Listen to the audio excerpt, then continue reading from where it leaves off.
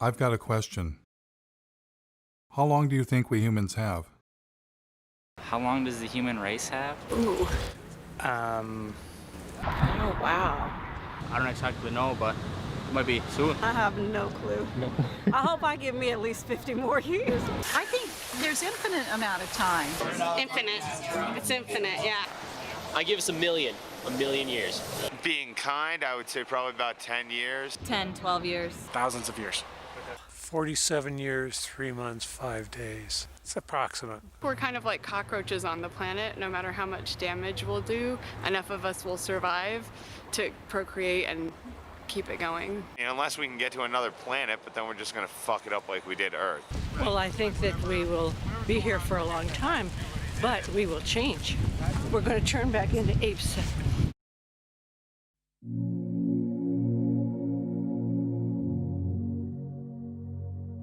Have you ever wondered what would happen if a single species took over an entire planet?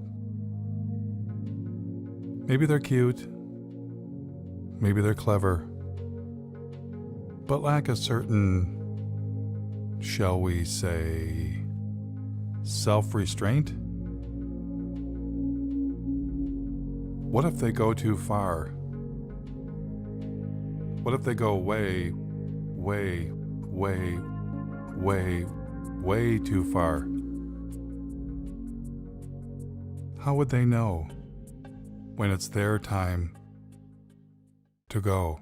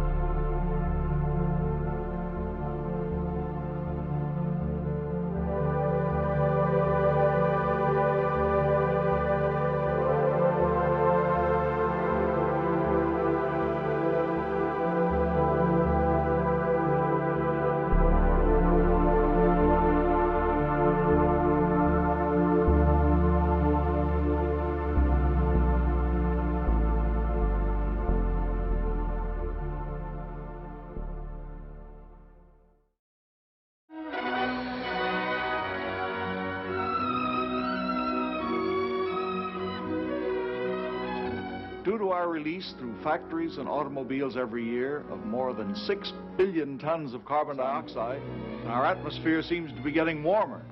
This is bad? Well, it's been calculated a few degrees rise in the Earth's temperature would melt the polar ice caps. And if this happens, an inland sea would fill a good portion of the Mississippi Valley. For in weather, we're not only dealing with forces of a far greater variety than even the atomic physicist encounters, but with life itself. That was 1958. We've known about the dangers of climate change for 6 decades. Back then, there was so much air pollution that would actually block out the sun. There was so much water pollution, rivers caught on fire. Forget throwing plastic bottles into the water. We tossed our cars in there. We also knew someday we'd run out of oil. For millions of Americans, this may be the worst weekend they've ever faced for finding gasoline to give them the automobile freedom they take as their due. I never doubted humans would find a better way, and I wanted to be part of it. A scientist sounded the alarm, and the modern environmental movement was born. Unless we do bring these chemicals under better control, we are certainly headed for disaster. Students all across the country organized the first Earth Day. At this point in time, it's very, very fashionable to talk about the environment, but as every day proceeds, we find very, very little concrete being done. As for me, you might say I was an early environmentalist. When I was 9 years old, a bulldozer began knocking down the woods near my home. I retaliated by putting sand in its gas tank. When I grew up, I became a tree hugger and moved to the wilds of northern Michigan to build a sustainable homestead and commune with nature. I wired my cabin for solar panels and heated with wood instead of fossil fuels. I wrote about sustainable living and environmental issues for the Mother Earth News and several news outlets. I traveled the country documenting invasive species, ecosystem collapse, and species threatened with extinction. I covered protests against destroying mountains for coal, and was once even confronted by the BP police. You're a journalist? Jeff Gibbs, yeah. By all means, you can take all the pictures you want. Okay. We'll write a report, and then we have to send it to the FBI and the U.S. Attorney's Office. They'll call you. Through all of this, I kept wondering, why are we still addicted to fossil fuels? So I decided to begin following the green energy movement.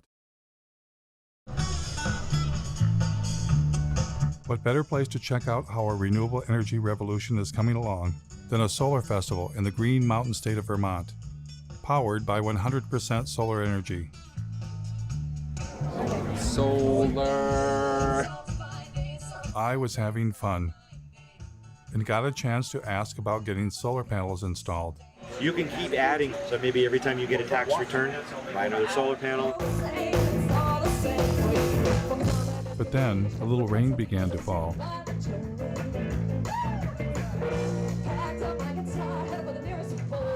My cameraman noticed some commotion behind the stage. Did you guys set up here? This is our bio diesel generators in case we lose the power from Oh, so the festivals run off solar energy primarily? Primarily. We do need to bring some of this stuff in just because we want to make sure we have enough power to not kill our fancy toys that we have lighting the stage. But the biofuel generator wasn't enough, so they wound up plugging into the electrical grid that we all use. The other inverter operating, it's actually pulling power in from the grid, charging the batteries. It's running backwards from the way we originally intended to do it, but... That was disappointing. But after all, it had been raining. Maybe next time things would go better.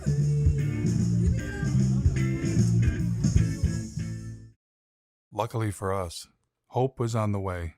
It's been a long time coming, but tonight, change has come to America. Green activists across the country cheered when newly elected President Barack Obama rolled out $1 trillion stimulus package with nearly $100 billion for green energy. Green was finally ramping up, and everyone wanted to be part of it. President Obama brought in environmental activist Van Jones from the Apollo Alliance with shovel-ready projects. They've got to put up tens of thousands of wind farms. They've got to put up millions of solar panels. Former Vice President Al Gore, who had a few years earlier released an Oscar-winning film, shared his ideas with the president. We have the opportunity now to create jobs all across this country, in all 50 states, to repower America. Al Gore had already encouraged billionaire airline owner Sir Richard Branson to invest big time in green energy. Branson is pledging future profits from his airline to the tune of perhaps $3 billion. $3 billion, that's with a B, to fight global warming. Is Al Gore a prophet? I just spelled profit.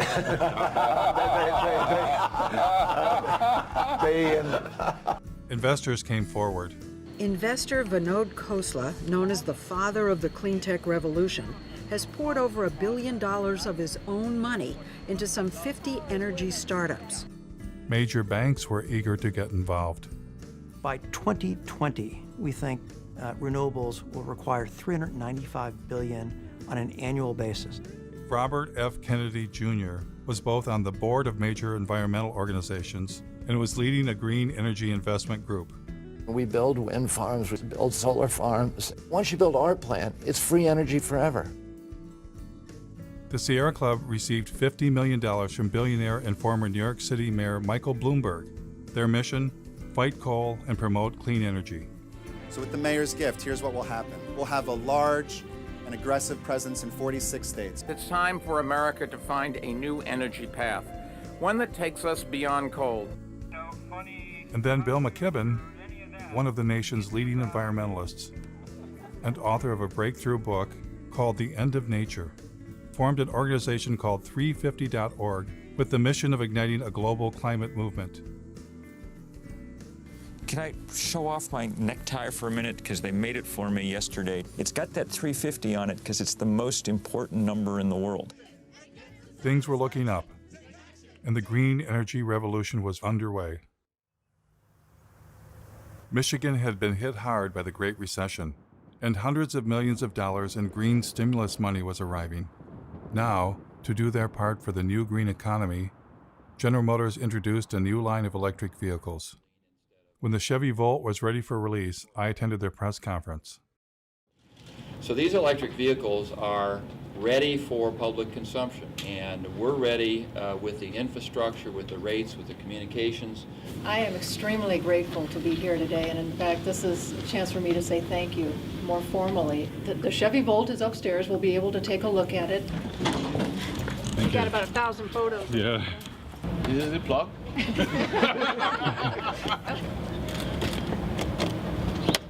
It's as simple as that. The batteries are in the trunk? No, the battery in this particular design is a T shape right down the center and across the back seat area. Because everybody thought we killed the electric vehicle. No, we didn't. It's alive and well. So what's charging the batteries right now? What's the source of Well, electricity? here, it's coming from the building. I mean, is it, what's our mix of power? Oh, actually, Lansing feeds the building. What's that? Lansing feeds power to the building. So I don't know. They're, I bet you they're a bit of coal. Well, they're heavy on natural gas, aren't they? right now the car's charging off of your grid. Right. It would be charging off our grid, which is about 95% coal.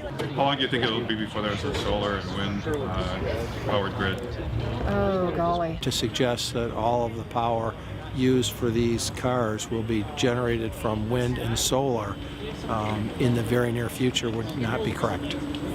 In fact, we're talking about charging these up at night, so there won't be any solar at that time. So we're down to wind, and very often at night the wind does fall off. So I don't think coal is bad. The what? A big battle. Mountaintop removal. Oh, yeah. Yeah.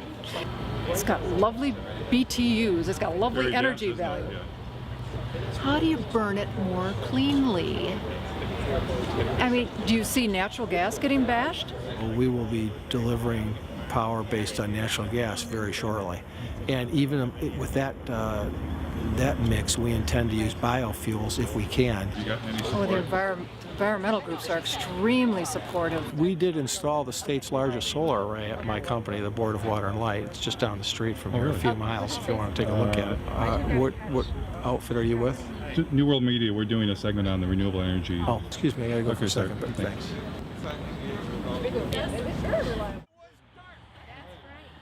I decided to take him up on his offer to check out their football field-sized solar array right down the street. What we're trying to do with this kind of a tour is get a sense for what they've already done as an indication of what we could do to push the envelope even further. We took a hard look at wind and determined that, around here there's not any real good wind coming through all the time. That's what we liked about solar. You would get the power when you most needed it. Pass these around, look at them. They are pliable. Made in Michigan, that was another good thing. Although the efficiency of these panels is only about just under 8%. If you happen to be NASA and you happen to own a rover running around Mars, they have very efficient panels. But we can't afford those at about $1 million a square inch. How many homes would this array provide electricity for? The standard answer that we tell everybody is we're providing enough to meet the peak requirements of 50 homes. However, for most of the people that look at it a little bit closer, we generate about 64,000 kilowatt hours a year. Our average customer uses about 6,000 kilowatt hours a year. 6,000 into 64 is just a little over 10. We can meet the energy requirements for 10 homes over a year. Will that be an incentive to put more solar on? Well, if you wanted to make all of the energy required for the city of Lansing over a year, well, how about you'd have a solar array that was 3 miles by 5 miles. Right, but we're not going to do that. But I mean, what would? My friend from the Sierra Club wanted him to be more positive, but he was not interested. As a consequence of the big push for green energy, wind farms were rising around the nation, including near my home in northern Michigan. We've done coal and nuclear for years. We've been trying to get in more into the renewable side. These are the largest in Michigan. I think it's 482 foot total. How many yards of concrete? There's 800 yards of concrete in the base, right around 140 tons of re-steel. What are the blades made out of? That's all fiberglass and balsam. They're about 36,000 pounds apiece. This tower will weigh 800,000 pounds when we're done. Then the cell is 220,000 pounds, and the hub and rotor assembly is another 160. It's pretty substantial. They were impressive machines. But is it possible for machines made by industrial civilization to save us from industrial civilization?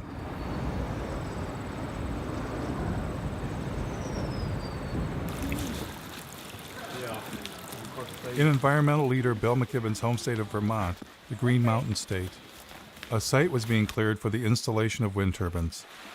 A group of citizens was concerned about how the construction might affect the mountains they love. I joined them for a tour. It's going to be 21 turbines. 21. Yeah. On this in this project. Yeah.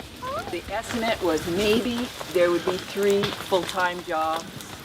If the goal is to try to make Vermont the leader in climate change, I appreciate looking to the sky in the hopes that we can do that. But more importantly, I'm personally looking at the ground thinking this is not the kind of legacy I'd want to leave to my kids. When I was a kid, we'd go hiking in these woods. We would be able to drink from the waters down the hill here, and now you have to question that. And how long are these towers supposed to last? 20-something years. 20. I know. It's just. Oh, wait a minute. You're kidding me. It's a nanosecond. 20 years? Oh, it's a nanosecond in the time of energy. Does anybody consider that this is mountaintop removal for wind instead of coal? Yeah, and we've even had people say if you can do mountaintop removal in Kentucky and West Virginia for coal, then it's about time that the rest of the country shared in the mountaintop removal too. Hello. I think they're going to tell us to move back. The thing is you've got to have a fossil fuel power plant backing it up and idling 100% of the time. Because if you cycle up or cycle down as the demand on the wind comes through, then you actually generate a bigger carbon footprint than if you just ran it straight. Do you ever go to things where they just go, well, that's not true, it doesn't matter, we're going to have the smart grid? Doesn't make any difference. You still got to have it idling, because let's just say the wind stopped right now, just stopped for an hour. You've got to have that power. What do you do? I'm a environmental health and safety consultant. I usually work with businesses to help them do things, but I would never work with scum like this. You didn't get me on camera doing this, did you? Not being judgmental or trying to play God, but we've got to deal with population growth and sustainable resources. We've all got to cut back. All this energy is supposedly going to heat a water park. We can find unique and different ways to waste energy.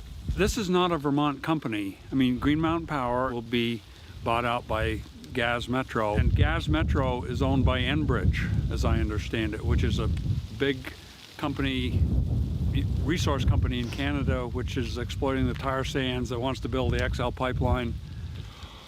See, they're all in bed together. Still we don't know the whole story. Have you asked Mr. McKibben to come see that? He thinks anything renewable is good. Yeah. So that's what I've heard people say. This is...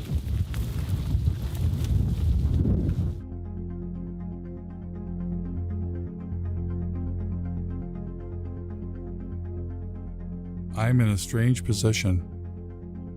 I'm against our addiction to fossil fuels and have long been a fan of green energy. But everywhere I encountered green energy, it wasn't what it seemed.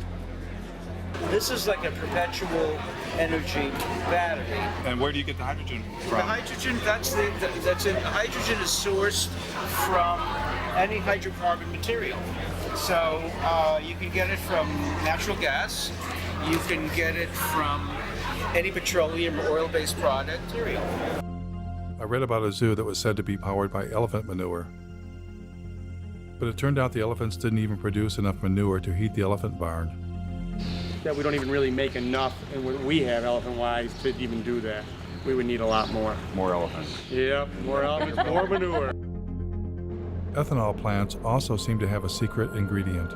This is the most productive farmland in the world, and we're not that far west of the biggest coal mines in the world as well. So bring the two together and get an ethanol plant. Great. So ethanol was reliant on two things: a giant fossil fuel-based industrial agricultural system to produce corn, and even more fossil fuels in the form of coal. All of this in the attempt to replace fossil fuels? It was enough to make my head explode. I was getting the uneasy feeling that green energy was not going to save us. And I wasn't the only one. I've counted something like 25 different alternative energy options. So surely among all of those, there are enough sources of energy to keep us living basically the way we are in perpetuity. That's not the reality. You know, we're getting, in some cases, no energy from these potential options. Richard York of the University of Oregon published a study in the journal Nature in which he posed the question, do non-fossil energy sources actually replace fossil fuels? Well, we implicitly assume often the substitute pushes out the thing you wanted to substitute for. What you find is nations that add non-fossil energy sources do not seem to see a particular suppression of fossil fuels. That's pretty mind-blowing. We've got billions of dollars being spent, and green energy is not even replacing fossil fuels? They don't even know that that's a question, yes. The story that we're in right now is, okay, we're in ecological hot water, but there are technological fixes. And if we're just creative enough, if we're just ingenious enough, and if we just work hard enough, we will triumph. Seeking technological fixes one after another is simply going to lead us to another level of catastrophe sooner rather than later. We want to believe that these things are going to be available for us. So if we get a little worried and somebody comes up with a new thingy and promises that, you know, this will do it for us, we want to believe.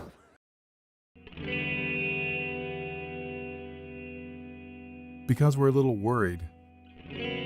Are we desperate to accept any idea that sounds alternative or green? Are we avoiding looking too closely because we don't want to know the answer? Ozzie Zenner, a visiting scholar at UC Berkeley and Northwestern University, was asking some of the same questions.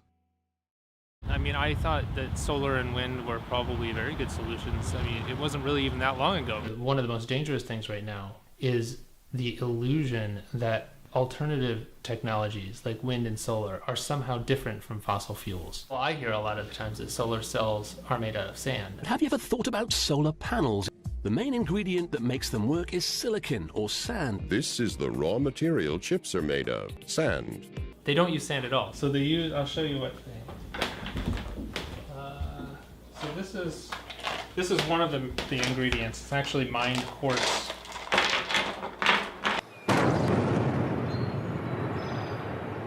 Spruce Pine, North Carolina, regarded as the finest source of high-purity quartz in the world for semiconductor, solar, and communication applications. But you can't use sand because sand has too many impurities. So you start with a very high-quality quartz and a very high-quality coal. And then you put those two together into an arc furnace and you melt them. The quartz is then melted with coal in a large furnace at temperatures of up to 1,800 degrees. So you need more coal to do that. So I'll get another coal out. Since when we melt these together, we get silicon metal and carbon dioxide. And the carbon dioxide just goes off and you got rid of the carbon, you're left with silicon metal. This is not clean coal. Not clean coal.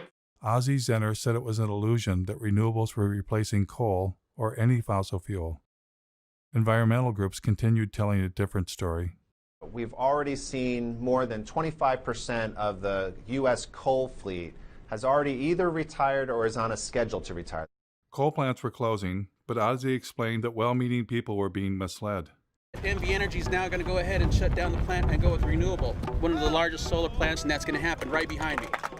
Since you can't replace a coal plant with solar, they're actually replacing the coal plant with 2 natural gas plants. And natural gas is a fossil fuel. This is the Las Vegas cogen natural gas plant. This is one of the facilities that's replacing the coal plant that's being shut down. This is the Sun Peak generating facility. This is the second natural gas plant that was used to replace the coal plant. And you hear the same story in Iowa. Instead of using energy generated by coal-fired power plants, the solar farm will now avoid about 2.1 million pounds of carbon pollution. But then they're building a larger natural gas plant. This is a 650 megawatt natural gas plant. That's 4 times more megawatts than the coal plant over there that it's replacing. And they're doing the same thing in North Carolina, which was the subject of that Years of Living Dangerously series. Duke Energy operates a coal plant right outside of Asheville that is the biggest source of climate pollution in western North Carolina. And we are working to retire that plant and replace it with clean energy. But what they don't tell you is that we're also building a larger natural gas facility. So we'll be retiring the 2-unit, 376 megawatt coal plant. We'll invest $750 million to build a state-of-the-art natural gas plant. When Michael Brune stands up and talks about clean energy, he's using solar cells and wind turbines. This is the new world, 100% clean energy. When Michael Bloomberg stands up and says cleaner energy, he's talking about natural gas. Create cleaner energy, solar, wind, and natural gas. In fact, the Sierra Club's Beyond Coal campaign actually coincides with one of the largest expansions of fossil fuel production that we've ever pulled off, most of that being natural gas. Ozzie's assertion that renewables were not replacing fossil fuels, if true, would upend all of our assumptions about green energy and what was going to save us.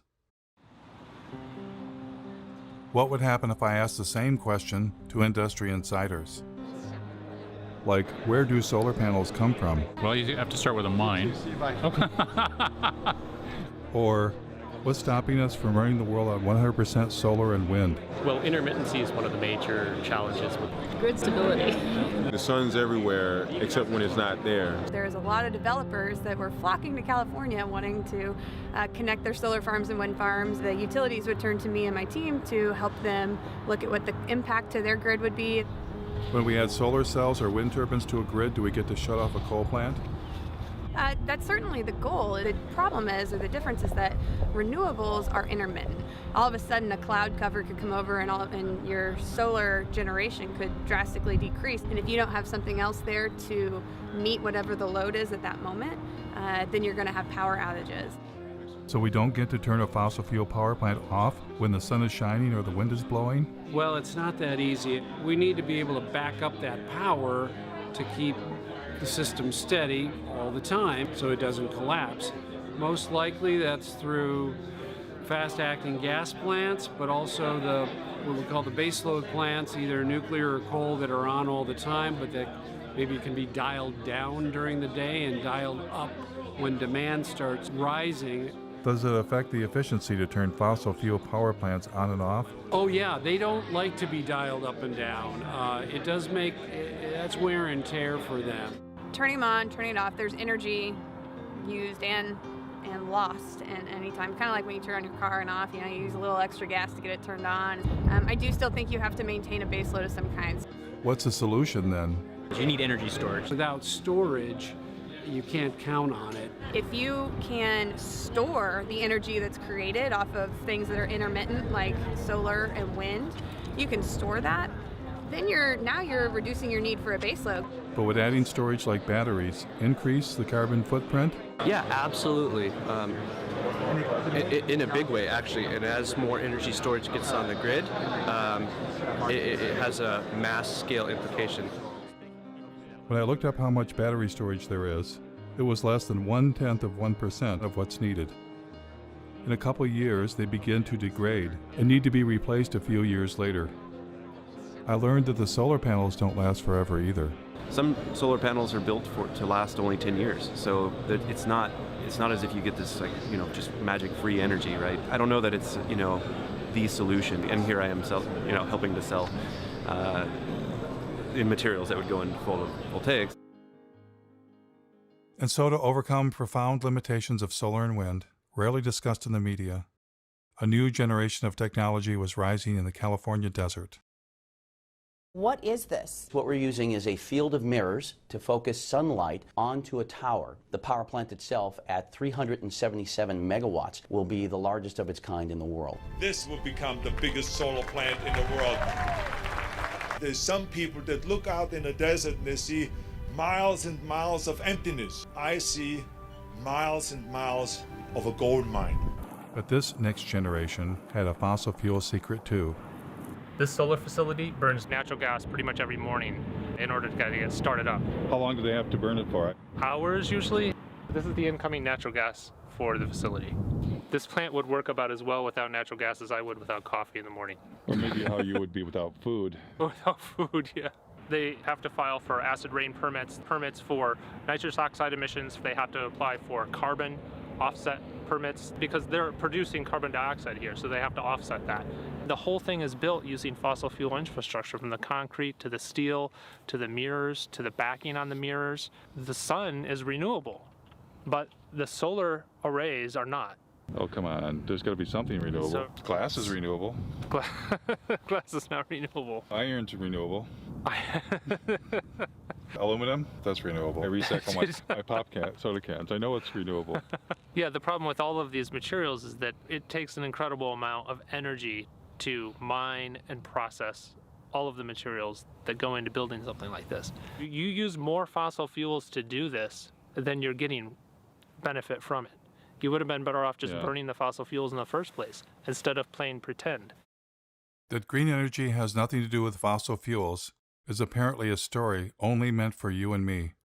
Here is Robert F. Kennedy Jr. speaking to oil and gas company insiders. It's a combination solar gas plant. It's a turbine that we just take from a gas plant, suspended from a big scaffolding, a tower, and surrounded by giant mirrors in the desert. The plants that we're building, the wind plants and the solar plants, are gas plants. What kind of game is being played here? Well, we're basically just being fed a lie. For instance, you'll hear about Germany running on wind and solar. 35% right now. 50% of their power. There were days this past summer when the Germans were generating 80% of their power from the sun. But Germany is still Europe's largest consumer of coal. Aber wenn in dieser Region die meiste Kohle gefördert wird, dann ist ja auch hier der größte CO2-Ausstoß. Only a small fraction of their energy actually comes from wind and solar.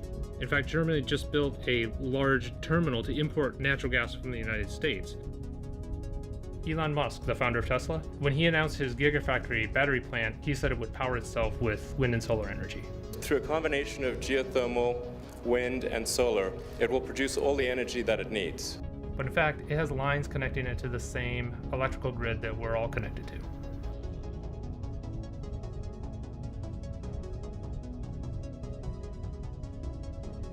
Electric cars, wind turbines, and solar panels use rare earth metals. And in fact, the rare earth mine is right up the street from here. In mining these deep deposits, about 90% of what they pull up out of the ground contains uranium, thorium, and low level of other radionuclides. Radioactive waste that has to be disposed of somehow. They kind of turn into a paste and spread it over the desert floor. Well, that's good for the desert, right? Yeah, the desert loves that. Tesla's electric cars are built with aluminum, which uses 8 times more energy to manufacture than steel. They use lithium, which also rely on toxic mining. And even more graphite, which is one of the rarest forms of carbon. In fact, the investors wanted to open several new graphite mines after Tesla announced the Gigafactory. Apple claims to be 100% renewable. We never stop thinking about what's best for the planet. We now run Apple on 100% renewable energy. All of our facilities worldwide. And they did chop down a forest to put up solar panels near their North Carolina plant. But they didn't disconnect from the grid, and they can't. Duke says energy-hungry companies like Apple can never go entirely off the grid. They're still hooked up to our grid. Despite all of the claims, I haven't found a single entity anywhere in the world that's running on 100% solar and wind alone. It turns out, you don't just need fossil fuels to run a place like Ivanpah. You need the devil himself. Or in this case, themselves. All of the mirrors that you see there are built by the Koch brothers, Guardian Glass Industry, a company that they control. Koch Carbon creates a lot of the inputs that are used to create the cement and the concrete and the steel. And not only that, they build the plants that builds polysilicon for solar cells. They have actually their own solar line called Solar Molex. From every step of the process, the Koch brothers are there. But they're the evil doers. Yeah, the funny part is that when you criticize solar plants like this, you're accused of working for the Koch brothers. That's the idiocy in all of this. This absolutely cannot extend civilization's life. This relies on the most toxic and industrial processes that we've ever created.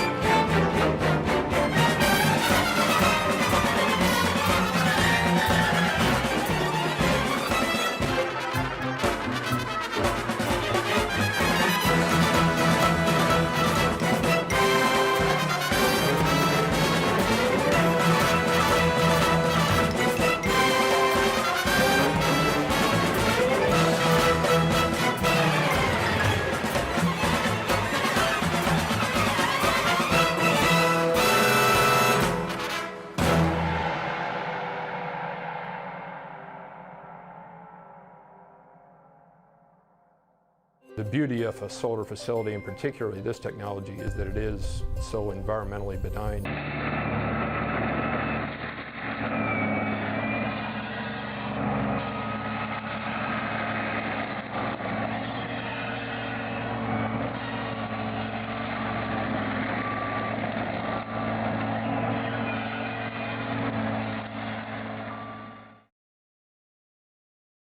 I too had once thought deserts could be sacrifice zones. I was wrong. Deserts are not dead. They are in fact full of ancient life.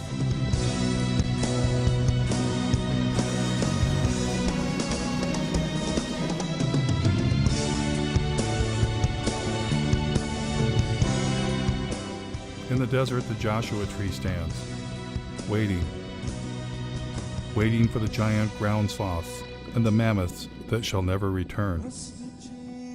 The Joshua tree depended on the giant mammals to reach up high and eat their seeds, and thus disperse the Joshua tree. But now, stranded in time and space, the Joshua tree awaits a new fate, to be sacrificed in the name of progress. Joshua trees are torn down to make way for solar projects.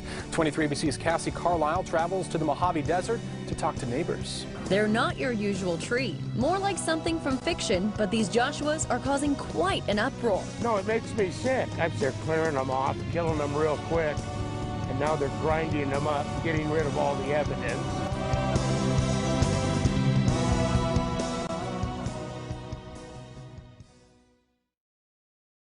Not far from Ivanpah Solar, Daggett, California was home to several generations of solar arrays, including some of the first on the planet.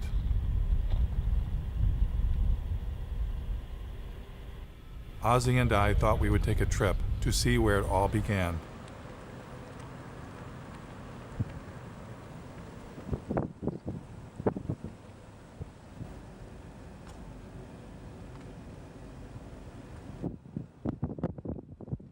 This is one of the sunniest places in the planet, really.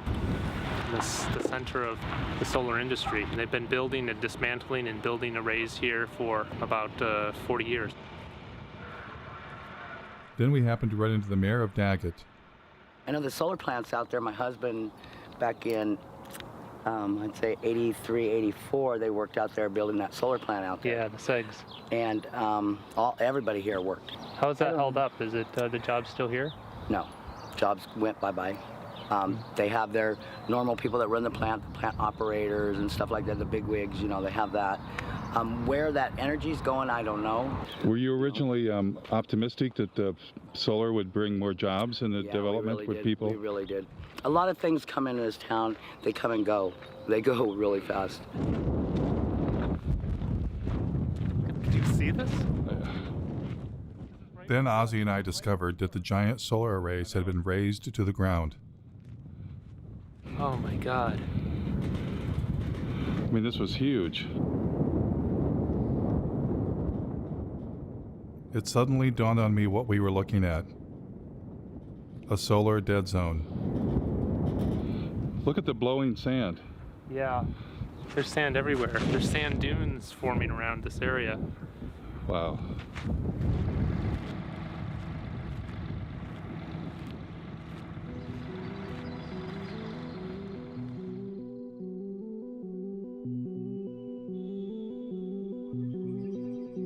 So after all the mining, the fossil fuels, the toxins, the environmental destruction, here's what happens next. Only a few years after it was built, things at Ivanpah began to fall apart. Broken mirrors littered the desert. Yes, these giant solar and wind technology installations may last only a few decades, then tear it down and start all over again. If there's enough planet left.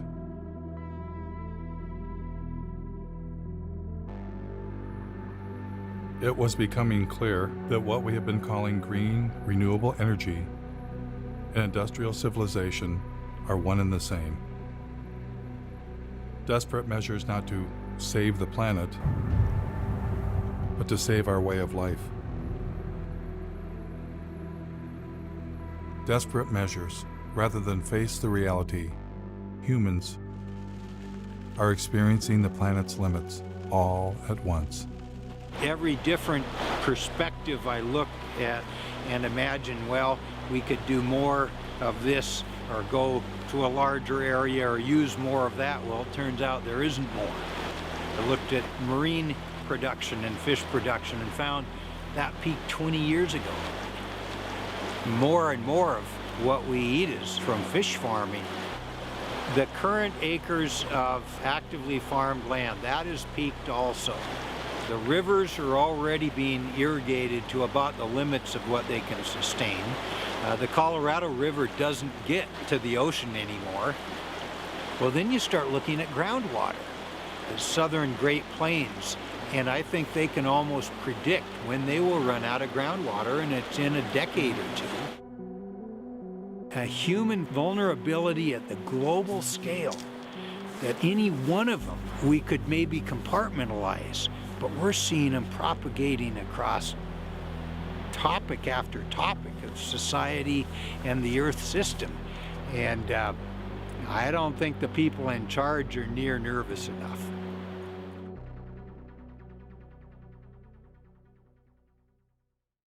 Though each of them takes climate change seriously, every expert I talked to wanted to bring my attention to the same underlying problem. There are too many human beings using too much too fast. As a global community, we really have got to start dealing with the issue of population. Population growth continues to be not the elephant, the herd of elephants in the room. Can a single species that's come to dominate an entire planet be smart enough to voluntarily limit its own presence? Is there any precedence for that in nature? Wow. We have to have our abilities to consume reined in, because we're not good at reining them in if there are seemingly unrestrained resources. Species hit the population wall a lot and then they crash. I mean, that's a common story in biology. If that happens to us, in a way, it's the natural order of things. And I don't think we're going to find a way out of this one. I don't. As a scientist, what leads you to that conclusion? Well, because right now, a large percentage of that number is supported by industrial agriculture, which is heavily subsidized by oil, and it's not sustainable. And, you know, and there's no going back. Without seeing some sort of major die-off in population, there's no turning back. What's the thing that nobody ever asked you that you wanted? Nobody's ever asked me if I'm scared. Yeah. And I am. I actually am scared. I lose sleep over all of this.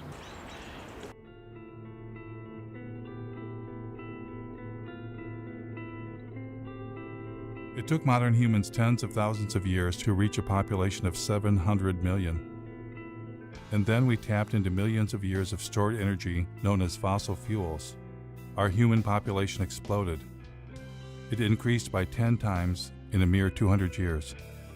Our consumption has also exploded, on average 10 times per person, and many times more in the Western world. You put the two together, the result is a total human impact 100 times greater than only 200 years ago. And that is the most terrifying realization I have ever had. We humans are poised for a fall from an unimaginable height. Not because of one thing, not climate change alone, but all the human-caused changes the planet is suffering from.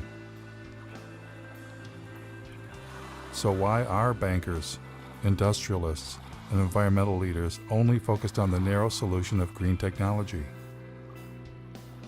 Is it the profit motive? And why, for most of my life, have I fallen for the illusion green energy would save us?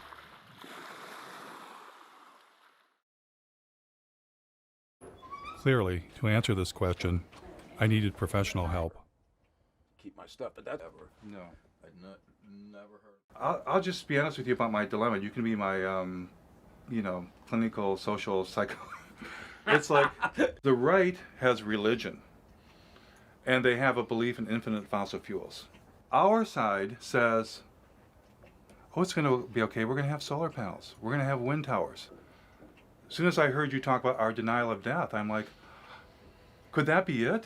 Could it be that we can't face our own mortality? Could we have a religion that we're unaware of? Absolutely. I think you've hit the proverbial nail on the head. What just differentiates people from all other forms of life is that, we're not only here, but that we know that we're here. If you know that you're here, then you recognize even dimly that you'll not be here someday. And on top of that, we don't like that we're animals. So we don't like that we're going to die someday. And we don't like that you could walk outside and get hit by a fucking meteor. What human beings did back in yesteryear is to envelop ourselves in culturally constructed belief systems. You know, call them cultures, call them worldviews, schemes of things, whatever you call them. Every human community has them.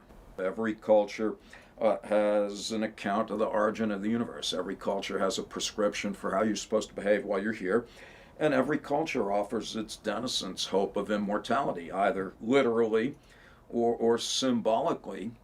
Then the question is, well, what happens when you bump into people who don't share those beliefs? Whether you know it or not, whether you like it or not, that's undermining the confidence with which you subscribe to your own views and exposing you to the very anxiety that those beliefs were constructed to eradicate in the first place.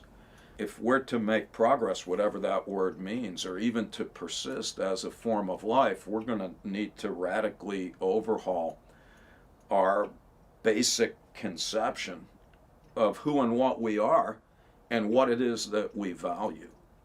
Because the people that you referred to earlier, both on the left and the right, that think we're going to be able to discover more oil or solar panel ourselves into the future, where life will look pretty much like it does now, you know, only cleaner and better. Either with more oil or greener Correct. or both. I think that's just frankly delusional. What I'm hearing is that if I haven't come to grips with my own anxiety about death and life and presented with a reminder of that, yeah, I'm highly likely to make some tragic decisions for the community. Yes. The only solution in principle is, you know, as Albert Camus put it, he said, there's only one liberty: to come to terms with death. Thereafter, anything is possible. I find that downright inspiring. As for our environmental leaders who dwelled in comfortable illusions, how tragic of decisions were they capable of making? I was about to find out.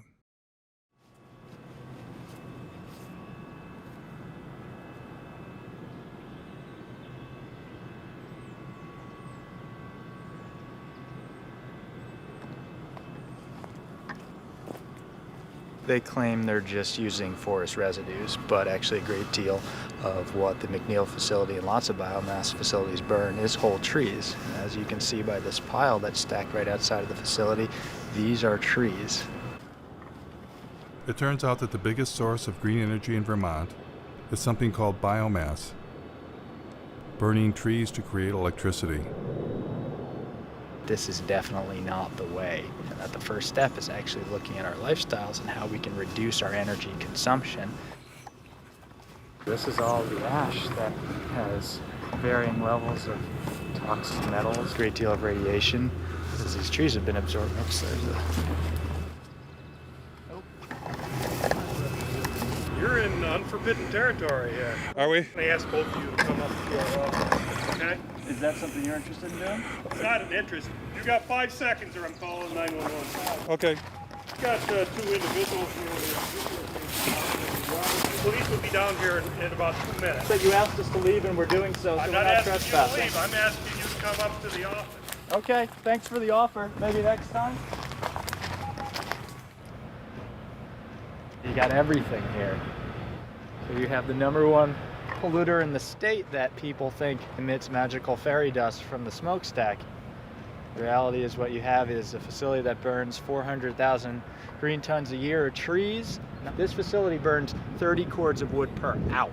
That's a hell of a lot of wood. And on top of that, it actually burns natural gas as well. And to think you would have to have 10 of these to replace one average coal-fired power plant. You know, it's just not going to work. It's just nuts. It takes a great deal of fossil fuels to cut down all of these trees, to truck them in, to use the big machinery to dump the wood chips everywhere. So the idea that somehow this is not anything to do with fossil fuels just doesn't even make any sense. It couldn't happen without fossil fuels, in fact. How did the environmental groups get pulled into this? Obviously, the main factor is delusion. A lot of these environmental groups have been saying that all we have to do is, for instance, switch our fossil fuel economy over to a few solar panels and windmills, and we can continue living life, as normal. Some of the environmental groups have been for years touting facilities like this, saying that, number one, it's carbon neutral, that this will actually help us fend off climate change because there are no CO2 emissions. It actually emits over 400,000 tons per year of carbon dioxide. Oh, but once we cut them, they'll grow back. They'll grow back over a period of decades to centuries. But if we cut every tree in the United States, it would be able to power the country for a year, and then what happens when, the trees are gone?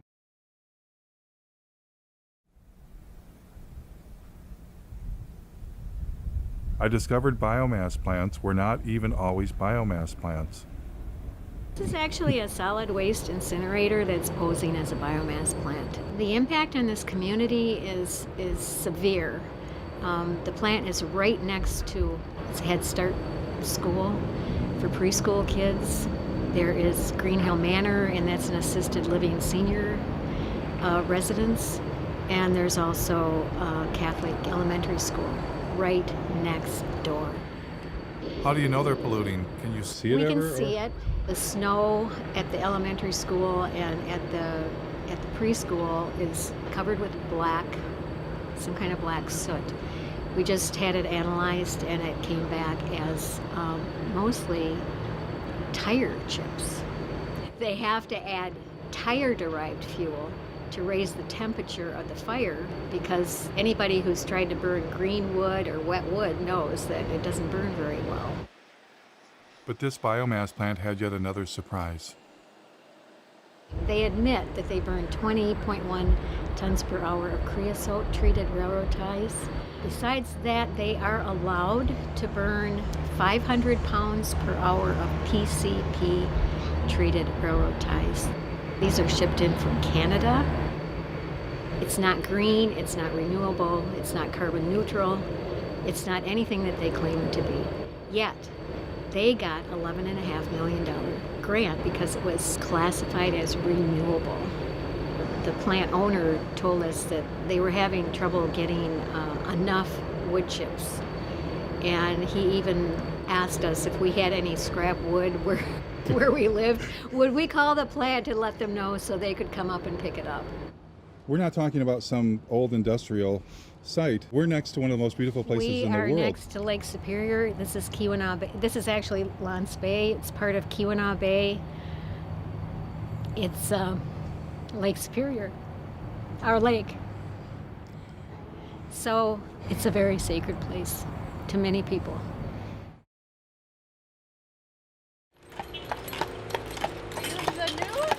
No, there's supposed to be a climate change rally.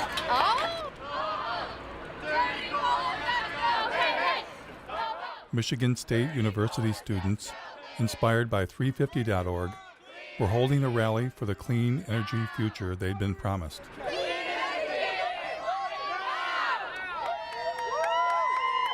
Imagine when I found out that it is the largest on-campus coal plant in the nation. The goal is to get the whole world moving beyond fossil fuels. He wants to do a 350 sign on the steps of the... But it turned out Michigan State had a form of green energy in mind the students did not support. The university contracted with a energy contracting company. They put together like a modeling tool. First 2 or 3 months that the steering committee was using this modeling tool, it didn't even contain data for wind or solar. So there was... Adam told me they were planning on substituting coal burning with biomass burning. The permit that is currently being considered by the state is a permit for 24,000 tons of biomass per year. And the plan is to do that in all four boilers. Unfortunately, the steering committee considers biomass renewable at the moment, which we're not happy with. Michigan State wasn't the only university to go green. I'm happy to announce that Carolina will be going beyond coal in the next decade. Now, as we begin to wean ourselves on coal, we're about to try another alternative energy source, biomass. And who is here to help the University of North Carolina switch from burning coal to burning trees? So it is a great pleasure to be here today to celebrate the remarkable step that the university is taking to say we're going to do our part. A remarkable step indeed. We're to do our part by getting out of bed with coal companies and into bed with logging companies? Where did the idea of colleges going green by burning trees come from anyway? A little college called Middlebury in the heart of Vermont. Welcome to the celebration of the opening of Middlebury's new biomass gasification system. It's now my great pleasure to introduce this afternoon's speaker, Bill McKibben. What powers a learning community? And as of this afternoon, the easy answer to that is wood chips. It's incredibly beautiful to stand over there and see that big bunker full of wood chips. You can put any kind of wood in, oak, willow, whatever you want. Pretty much anything that burns, we can toss in there if we can chip it down to the right size. And there are very few similar cases any place in this country of that kind of change over that scale. But it shows it could happen anywhere, and it should happen anywhere. In fact, it must happen everywhere. It must happen everywhere. And now it's time for a nature break, enjoying our sustainably managed Michigan forests. If you walk through here and you look, there's virtually nothing growing. A little bit of grass occasionally. And it seemed that biomass plants indeed were suddenly everywhere. Like this one in Cadillac, Michigan. In Detroit, an incinerator that burned garbage was considered green. The Detroit incinerator is known to emit horrible smells and pollutants that neighbors say make them feel sick and put their health at risk. It's a stink. It's a horrendous stink. A proposed biofuel plant for the Upper Peninsula of Michigan would consume trees from tens of thousands of square miles. In order to create 40 million gallons of ethanol, they were going to have to use up over 1 million tons of green wood. We pointed out that they were going to be using more natural gas than they were going to be creating ethanol to displace the natural gas. If you continue to do this, you're going to be fertilizing the forest. Fertilizing the forest with fossil fuels. Fossil fuel-based, right, fertilizers. Made from natural gas. Yeah.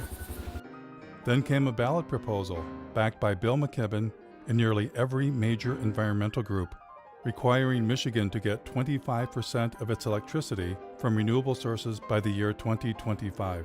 This year, Michigan voters have a choice. Keep burning dirty coal and oil, or move Michigan to clean, renewable energy like wind and solar. Vote yes on Proposal 3. Surprisingly, Proposal 3, also known as 25 by 25, was the brainchild of an organization that was 100% biofuels and biomass. Allowing America's farms, ranches, and forest lands to be active participants in contributing to America's energy future. These are the biomass and biofuel plants across the U.S.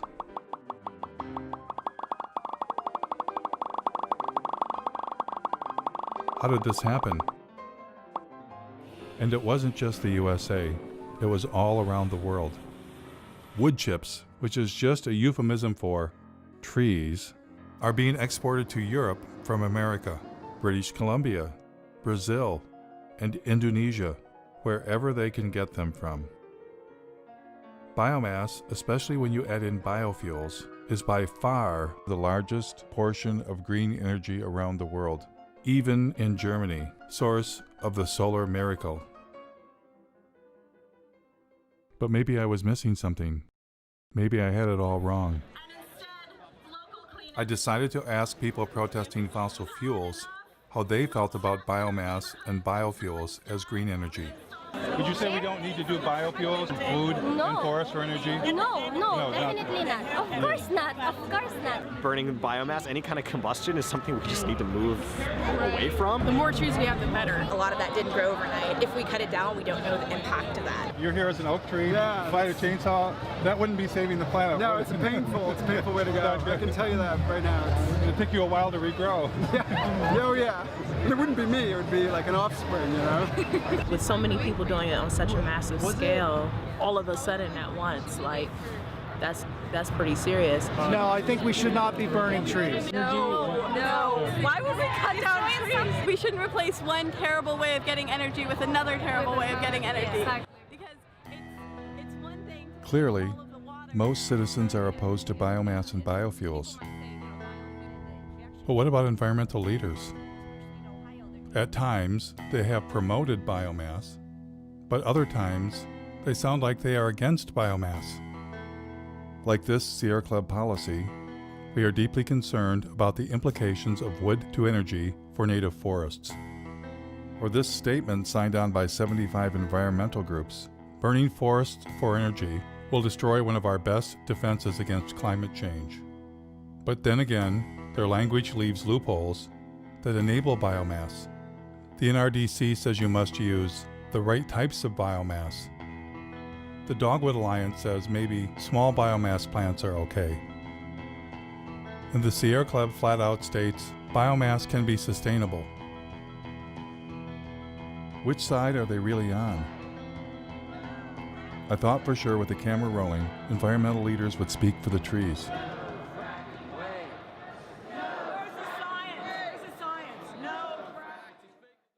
We're here to tell a story about what the forests of this state, of our Commonwealth, mean to us. Does your organization have any stance on that? I'm not sure I would say we support it as much as we can wrap our heads around it. We've almost made a peace with the timber industry. I'm just curious, what's your group's stance on using forests for biomass?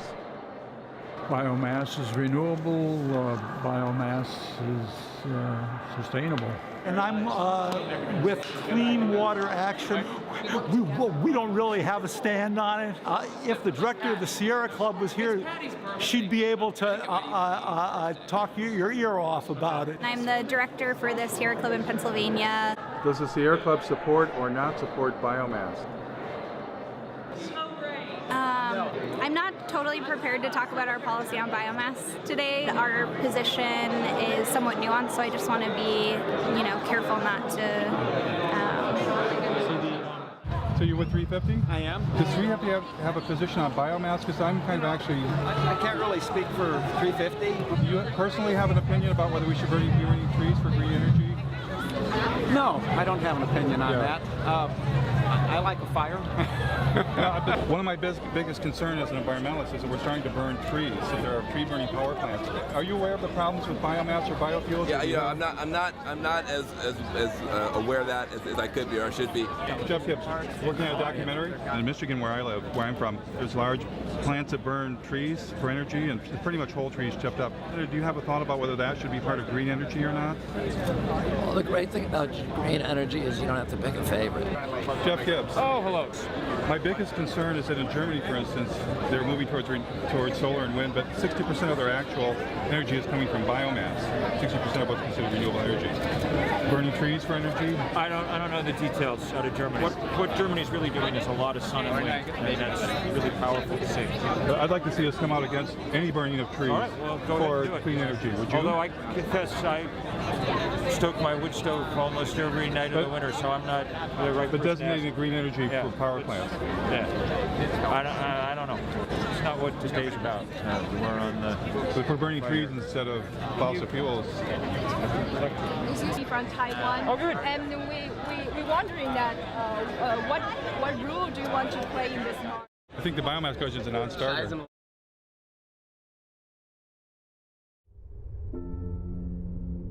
I found only one environmental leader willing to reject biomass and biofuels. So we are talking of the old oil economy trying to maintain itself now through another raw material, the green planet. The only reason corn and soya is being planted for biofuel in this country is the subsidies make it profitable. I think the big crisis of our times is our minds have been manipulated to give power to illusions. We shifted to measuring growth, not in terms of how life is enriched, but in terms of how life is destroyed. Her honesty was refreshing. But as for the rest of them, I wondered, what are they hiding? And why are they hiding it? Is it their ignorance? Or is it something else?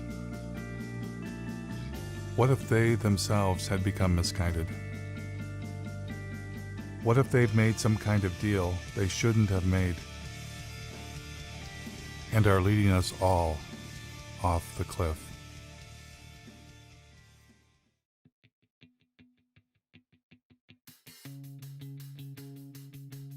It was long past time for me to come to grips with the other elephant in the living room, the profit motive. The only reason we've been force-fed the story climate change plus renewables equals we're saved is because billionaires, bankers, and corporations profit from it. And the reason we're not talking about overpopulation, consumption, and the suicide of economic growth is that would be bad for business, especially the cancerous form of capitalism that rules the world, now hiding under a cover of green. Today, Bloomberg Philanthropies is making, I'm happy to announce, a new investment of $30 million in the Beyond Coal campaign. We have more. I'm glad to say that more than a dozen additional funders have committed to match that $30 million. And who were these new partners? One of them was Jeremy Grantham, billionaire, world's leading timber investment advisor. They were not investing in trees to turn them into nature preserves, which might answer another riddle. Why is this name redacted on the Sierra Club's tax return? Would they be embarrassed to take $3 million from a man who made his living selling the forests of the world? Bloomberg bringing a timber investment billionaire to the party was no coincidence. Bloomberg sponsored a UN climate session to discuss ramping up biomass and biofuels around the world. Billionaires were in love with the idea of turning what was left of nature into green profits. Remember when Al Gore had gotten Richard Branson to invest billions into saving the planet? Richard Branson, founder of Virgin Atlantic, powered a Boeing 747 from London to Amsterdam on a coconut oil mixture to highlight the potential of this amazing oil as a clean energy biofuel. Branson had actually invested in biofuels. He was attempting to replace the jet fuel damaging the planet with biofuels that required the consumption of the living planet. And it was game on for the airline industry. Dozens of researchers from all over the Northwest gathered in Missoula the past 2 days to explore the idea of converting the region's massive reserves of wood into jet fuel, especially with the demand for aircraft fuel expected to grow by 1 billion gallons in the Northwest alone. United Airlines will buy a $30 million stake in biofuel company Fulcrum Bioenergy. The airline used 3.9 billion gallons of fuel last year. What technology was Silicon Valley billionaire Vinod Khosla hoping to profit from? Nature takes 1 million years to produce our crude oil. Kior can produce it in seconds. The company took over this old paper mill where logs are picked up by a giant claw, dropped into a shredder, and pulverized into wood chips. Clean gasoline. Green gasoline. There must be a downside. There is no downside. The bank that crashed the economy, ruined millions of lives, and has our tentacles on the levers of power. What would their favorite form of green energy be? One of the very interesting markets that we deal with is Brazil. It's unlike any other market in that today, alternative energy isn't really alternative energy. It's so much a part of the fabric of the society. The country began to utilize its vast resources of sugarcane to produce ethanol. There was a man from Goldman Sachs who was particularly in love with turning forests into profits. Has everybody got enough coffee? You might want to get some more. Meet David Blood, former CEO of asset management for Goldman Sachs. How much money did Mr. Blood believe should be invested in green energy? A natural alignment for something in the order of $40 to $50 trillion worth of capital. $40 to $50 trillion. And who was going to help the man from Goldman Sachs? Help him raise that astronomical amount of money? A gentleman some of you may recognize and know, Bill McKibben. It's entirely dependent on what kind of political will we can muster. And if we do not get this done very fast, then we're not going to get it done. And so Bill McKibben went forth to generate the political will for trillions of dollars in green investments. Our next guest has been called our nation's leading environmentalist. And you are, in some sense, the grand poobah of the environmental movement. My guest tonight is on a global crusade. On a global crusade for what? Commit to divesting from fossil fuels. We can't justify investing our money in companies that are basically running Genesis backward. So when you divest from fossil fuels and invest in green funds, what are you investing in? I took a deep dive into Securities and Exchange Commission filings to find out. For instance, in the Green Century funds, recommended by 350.org and Bill McKibben, I found less than 1% solar and wind, and 99% things like mining,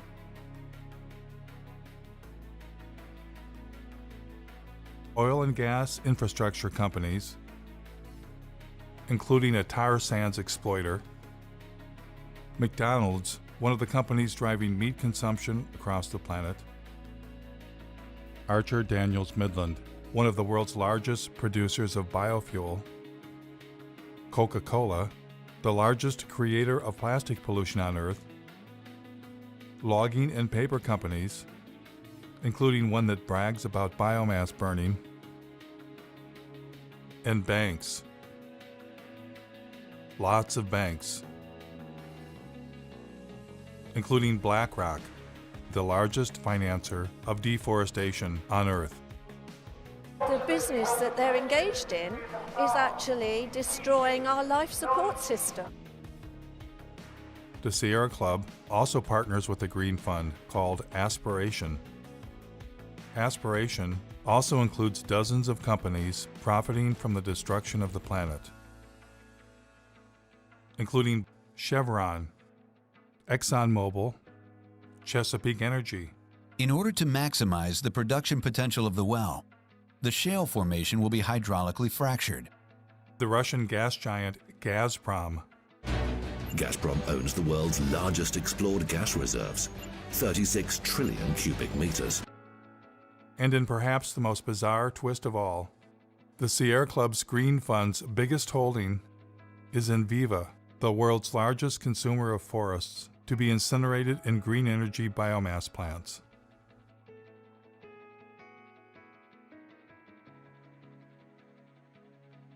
Of course, one investment option is a green fund run by Bill McKibben's buddy, David Blood. And who was the chairman of this fund? Someone familiar. Use capitalism that gives incentives for people to do their best. Al Gore and David Blood partnered to form a company called Blood and Gore. No, scratch that. Generation Investment Management. And within this fund, Blood and Gore designated a special investment category, targeting $650 million of biomass and biofuels. Funny thing was, they partnered before Al Gore's film came out. Was that movie just about climate change? Or something else? On one side, we have gold bars. Don't they look good? I'd just like to have some of those gold bars. On the other side of the scales, the entire planet. If we do the right thing, then we're going to create a lot of wealth. And when it came time for Al Gore to choose between the entire planet and getting him some of them gold bars, what choice did he make? Here's Al Gore earning his keep by pretending to care about the rainforest while lobbying Congress on behalf of the sugarcane ethanol industry. Any comment on the Brazilian effort here with the issue of the possibility of expanding into that Amazon River basin with further deforestation to produce more ethanol out of sugarcane is a worry, and apparently you're not as concerned about that. No, I am. I simply forgot.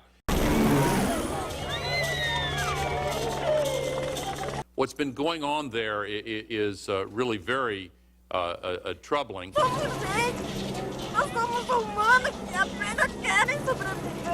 And with your permission, I'll show you a very quick example of it over a period of 25 years.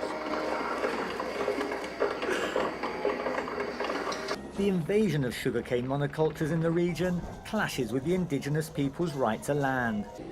These are images of a last-ditch attempt by the Guarani Kiowa to resist eviction. Important to note that the exploitation of the sugarcane growing areas in Brazil does not have to inevitably have the knock-on consequence of causing destruction in the Amazon. Sugarcane fields are burning.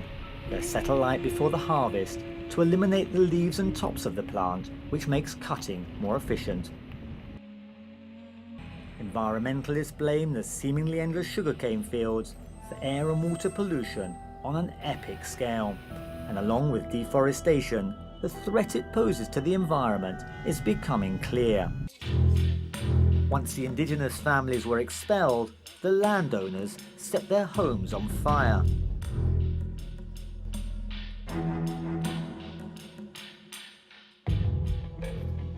Is there anything too terrible to qualify as green energy? Thank you very much, Secretary Mavis and the US Navy for once again inviting me to speak with you today. The Navy's work to help launch this new fuels industry is invaluable. The U.S. Navy has a special message this year. It is time to turn green. Joining the vessels is what the U.S. Navy calls its Great Green Fleet of warships powered by fuel from renewable sources like algae, grass, and animal fat. Animal fat.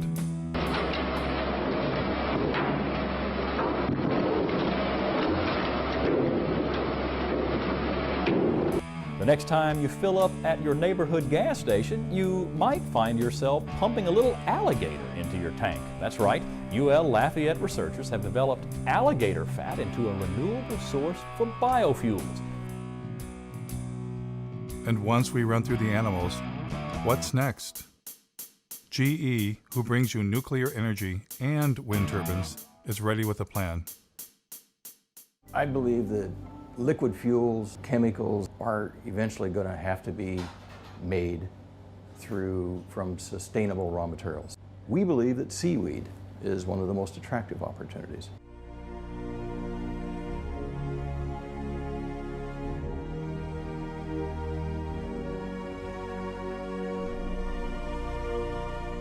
Better hurry. 1 year after it was filmed, the seaweed forest was dead.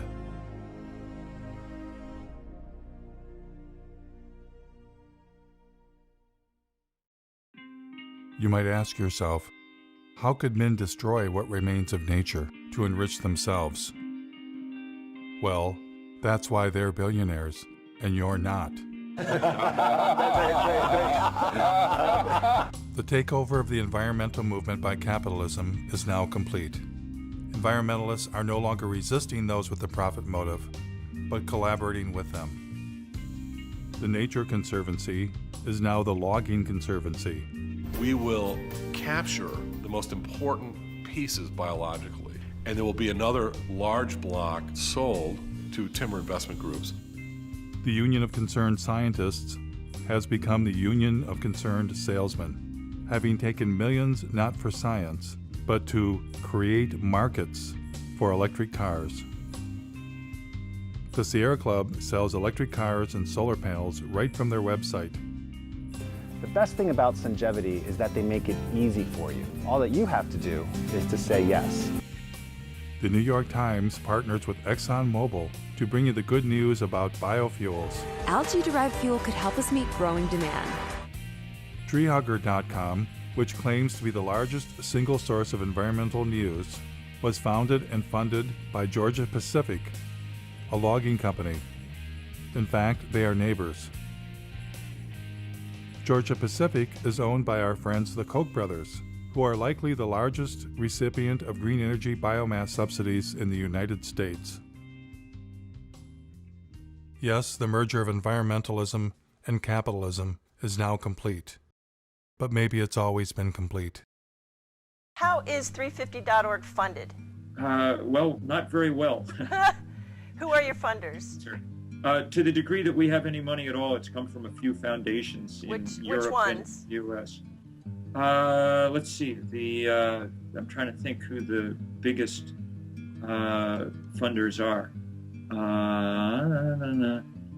There's a foundation based in Sweden called, I think it's called the Rasmussen Foundation, that I think has been the biggest funder. So you don't get money from Pew or Rockefeller or any of those big... No, we did. Rockefeller Brothers Fund gave us some money right when we were starting out. That's been useful too. But they no longer fund you? I don't know. I don't have a sort of really funder sitting in front of me. That's usually something that people know. Rockefeller's been one of our is a great ally in this fight. You just sold your TV network to Al Jazeera. Right. And that government is basically nothing but an oil producer. Gas mainly and oil. Your take on that, about $100 million pre-tax from a country that bases its wealth on fossil fuels. Isn't there a bit of hypocrisy in that? Well, I get the criticism. I just disagree with it. I'm proud of the transaction. You couldn't find for your business a more sustainable choice. What is not sustainable about it? Because it is backed by fossil fuel money. I get it. I get it. And so, if you got yourself an environmental movement and environmental leaders, why not buy the holy day itself? Happy Earth Day!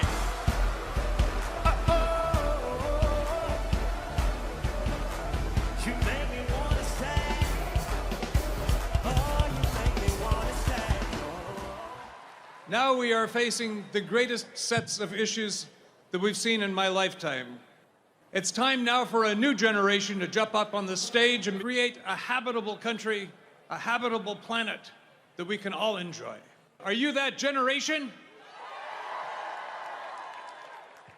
I need to thank Building Energy, which provided so much solar power to this that we've powered the entire event with solar energy. But when I went backstage to see what was really going on, You ain't running this whole thing on that, Jack. I can tell you that. The toaster is 1,200 watts. So that run right there could run a toaster. I found the installer. Hi.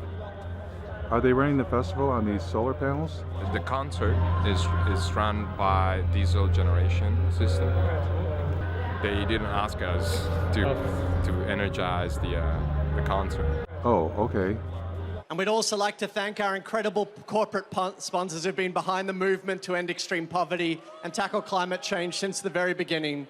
We want to thank Toyota, Citibank. We want to thank Caterpillar. We're standing at the construction site of the Dakota Access Pipeline. It looks like there are at least 3 bulldozers actually bulldozing the land.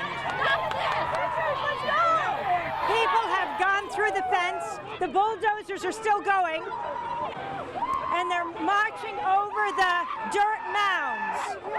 Get the fuck out! Get the fuck out! Without these partners, it wouldn't be possible. Let's give them a round of applause, everyone.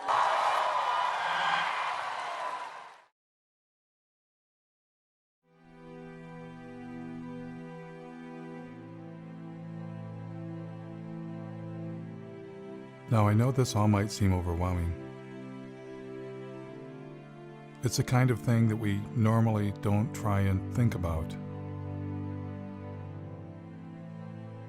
But by not thinking about it, it stands a good chance of doing us in.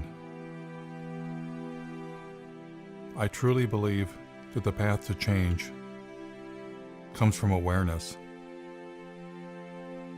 That awareness alone can begin to create the transformation. There is a way out of this. We humans must accept that infinite growth on a finite planet is suicide. We must accept that our human presence is already far beyond sustainability and all that that implies.